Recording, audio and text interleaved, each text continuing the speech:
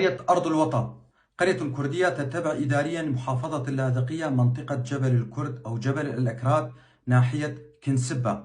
عدد سكانها حوالي 1000 شخص كلهم كرد لكنهم فقدوا لغتهم الكردية. يعمل الأهالي بالزراعة وتربية المواشي. جبل الكرد قسم اللاذقية تعرضت معظم قراه لقصف شديد من قبل النظام السوري نظام بشار الأسد. تدمرت قراه وتهجر أهل هذه القرى، لذلك هم بحاجة إلى مساعدة عاجلة.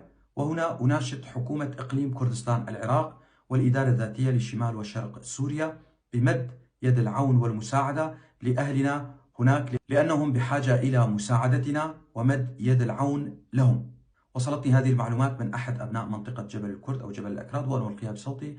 أنا علي عبد الله كولو، محامي من منطقة درباسية. أتمنى كما يتمنى كل الكرد الناطقين بالكردية أن يتعلم أهلنا في الجبل لغتهم الكردية وأن يعلموها لأولادهم وأن يسموا أولادهم بأسامي كردية، فلغتنا الكردية كباقي اللغات هدية من الله وعلينا أن نتعلمها. دمتم أهلنا في قرية أرض الوطن.